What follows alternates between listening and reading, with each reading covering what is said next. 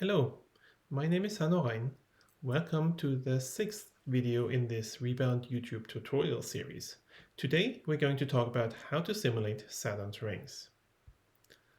Let's get started with a few basic facts about Saturn's rings. The radii of Saturn's rings vary between about 100 or a few 100,000 kilometers. The particle size, however, is much smaller. We're talking about particles in the centimeter to at most meter range. From this alone, you can guess that we cannot possibly simulate all ring particles in one simulation. There's just way too many particles.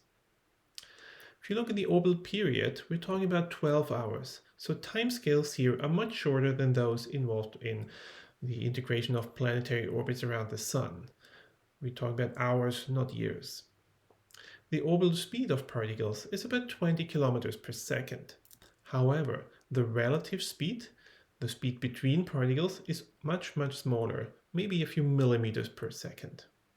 This means we have a very low temperature system if you think about it in thermodynamical terms.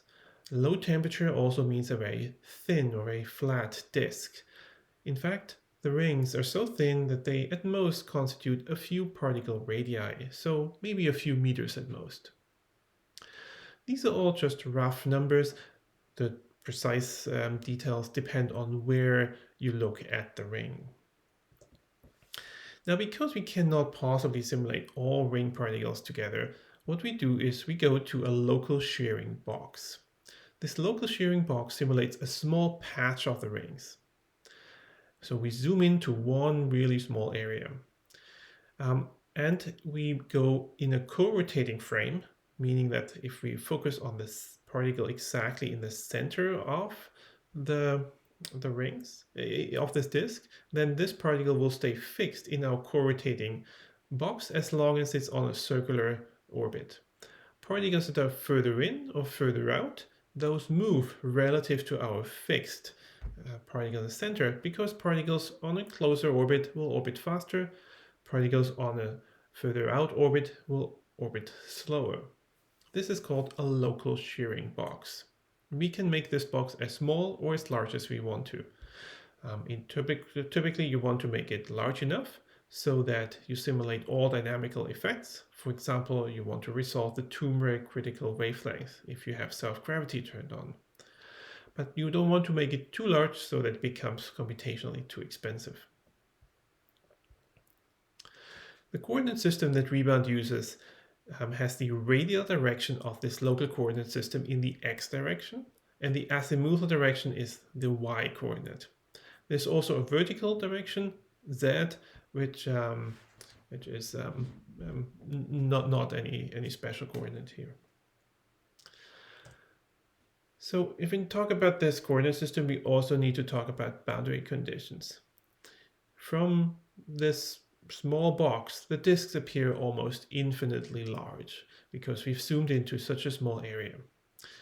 So we can use normal periodic boundary conditions in the y direction. So every particle that leaves the box in the y direction just enters the box on the other side. However, in the x direction, we use what's called shear periodic boundary conditions. And this animation here shows you what's meant by that. These copies of the boxes that you see, they move relative to our central box that is fixed. And this is to compensate for the shear. Now, in the vertical direction, we can just use open or periodic boundary conditions. In general, this shouldn't matter. Your box in the vertical direction should be large enough so that particles don't leave or enter in that area.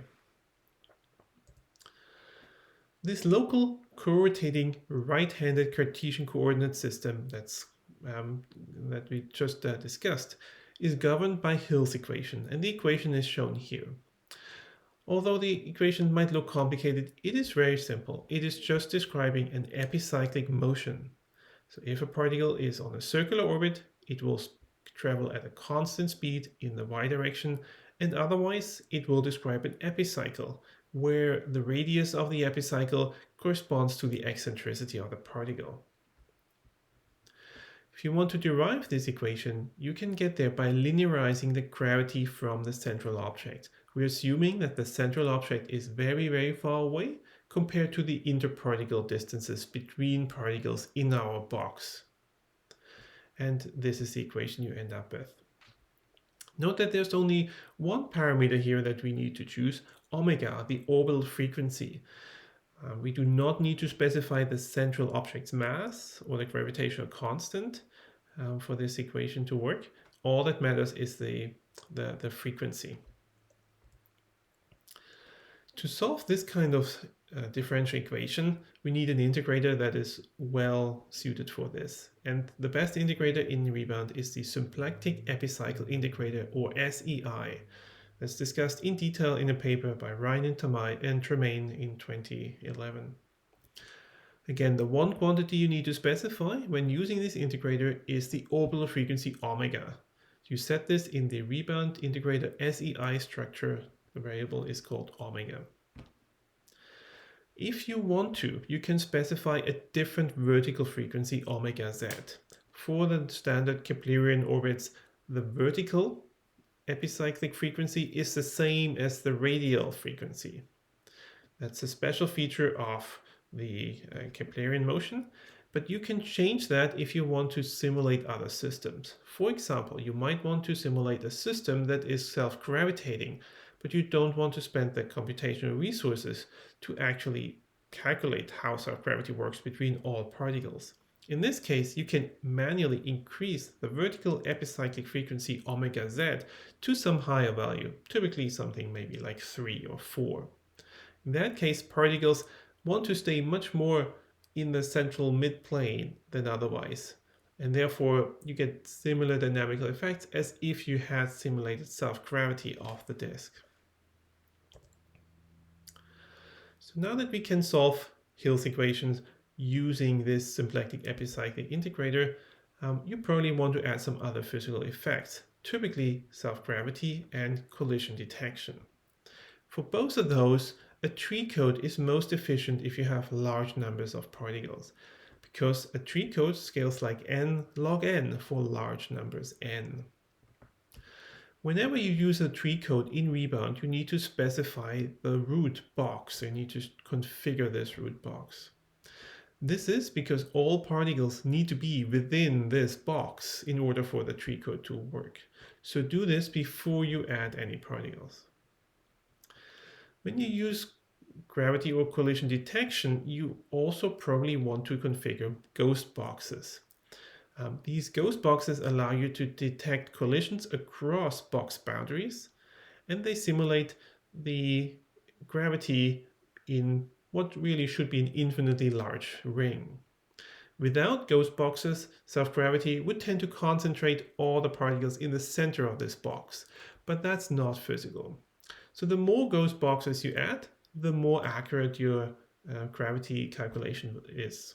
In the animation I showed you before, of the shear periodic boundary conditions, there was one root box in the radial direction and one in the azimuthal direction.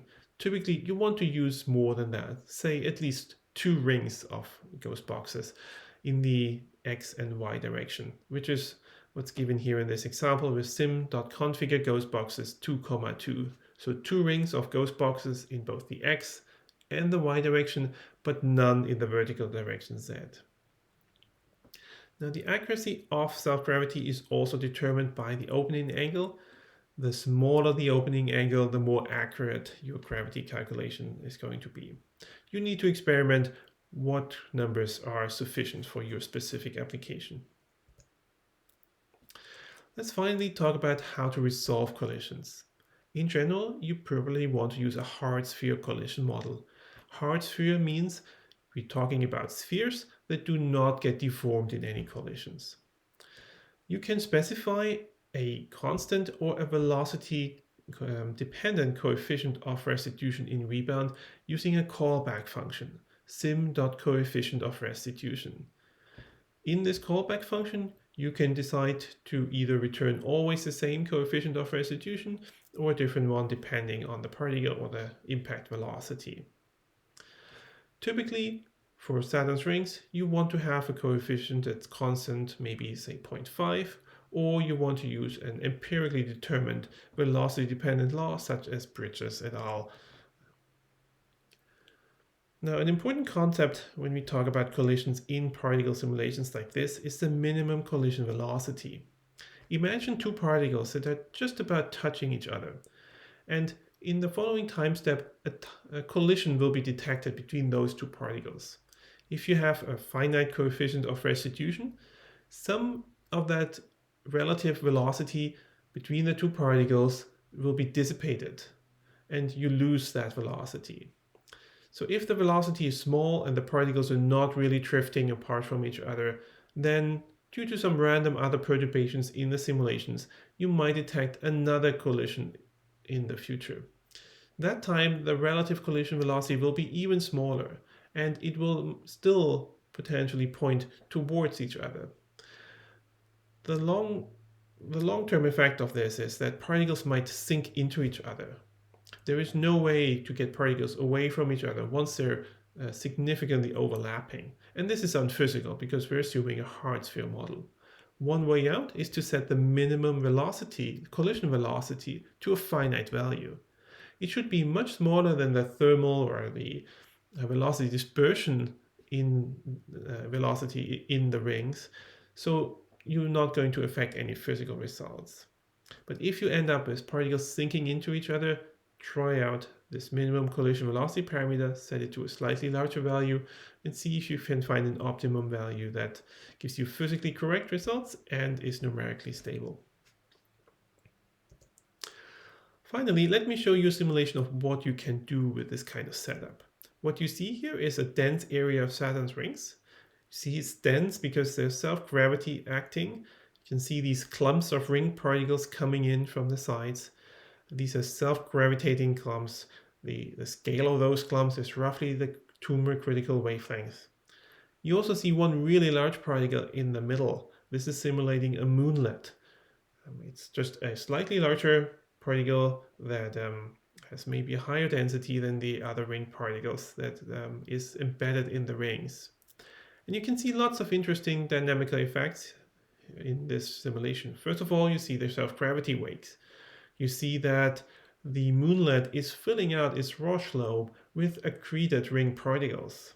You can also see that the ring particles in those Roche lobes here are slowly drifting away again from the moonlet. So it forms a long tail that you might be potentially able to observe. If you run the simulation for a long time, you will also see that the moonlet will clear out a gap in the co-orbital region. This is mainly reason because we use a relatively small box, but it's a real effect for slightly larger moonlets. So there are lots of dynamical effects going on, lots of interesting dynamics to study. Also notice how the particles are actually rolling on the ring. The ring particles are rolling on the moonlet. This works well, again, because of this finite collision velocity. Okay, this was all I wanted to talk to you about in this video. If you'd like to have a simulation to play around with, go to the REBOUND documentation and look at the IPython notebook called Saturn's Rings. It has a complete example that lets you start out with a Saturn's Ring simulation. There are also several C examples that you can try out as well. And in general, if you have questions about REBOUND, feel free to post an issue on the GitHub repository, and myself or others are probably happy to help you out. Thank you very much for listening, and I hope to see you in the next video. Goodbye.